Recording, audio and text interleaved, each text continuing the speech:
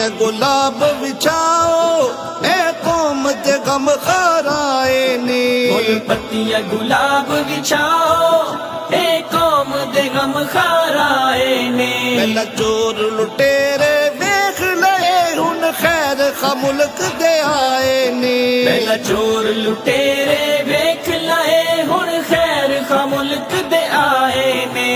हाल तरक्की लई सजणों PMML जितवाए। आओ मरकज मुस्लिम लीग नु सजणों वोट मिल के सब पाइए।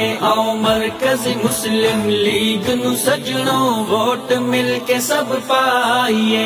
इस्लामी फलाही पाकिस्तान इस आज़म नु लेके आए ने। इस्लामी फलाही पाकिस्तान इस अज़्म नु लेके आए ने। गुरबत महंगाई मुकान लई है क्यादत निकले आए ने। गुरबत महंगाई मुकान लई है क्यादत निकले आए ने। इस क्यादत आज की जी मीटिंग है वो तुहानू पता इलैक्शन के दिन करीब आ गए हैं ते असीं पहले भी इत्थे रौंदी करवा चुके हैं। साडे MLA दे उम्मीदवार इत्थे खड़ोते ने हाफिज अब्दुल साहब। MP दे उम्मीदवार साडे PP सुखविंदर करण दोनों जिथे असीं बैठे हैं साडे MP ते MLA दोनों का हल्का बनता है।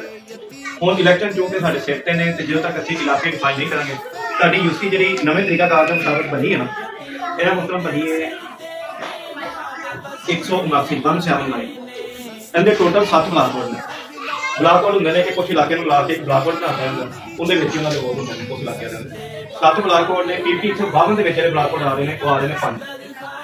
असीं हुण जी वोटर लिस्टां ने उनके मुताबिक इंशाअल्लाह भरपूर इलैक्शन लड़न वास्ते की तैयारी करनी है इंशाअल्लाह। असीं अल्लाह दी तौफीक नाल पाकिस्तान मरकज़ी मुस्लिम लीग जिन्हें भी पूरे पाकिस्तान के सारे कैंडिडेट अलहमदुलिल्लाह खड़े हैं असीं अल्लाह दी तौफीक नाल इलैक्शन के आए हैं तो असीं इलैक्शन लूज करने वास्ते या हारने वास्ते अल्लाह दी तौफीक नाल ही आए। पहली गल असीं अलहमदुलिल्लाह पूरे पाकिस्तान के अक्सर साथी जानते होंगे पूरे पाकिस्तान जिन्हों ददल आया सैलाब आया कोई भी कुदरती आफात आई है पाकिस्तान में सब तो पहले अल्लाह दी तौफीक नाल भावें साडा नाम जमात दावा सत्त किस्म के खुश नसीबा मिलेगा एक और जिन्हें अल्लाह वास्ते मिलते हैं अल्लाह वास्ते बनाया जितनी तौर पर आप ये पाकिस्तान मसलिम मुस्लिम लीग के फेवरेट के आए हैं पर अल्लाह जानता है गुलजार पिछले 18 साल से देखो इलेक्शन में नतीजे के मामला डॉक्टर साहब ने अपनी गुफ्तगू गल की अल्हम्दुलिल्लाह अक्सर ब्रांच को जमात पाकिस्तान से काम कर रहा है।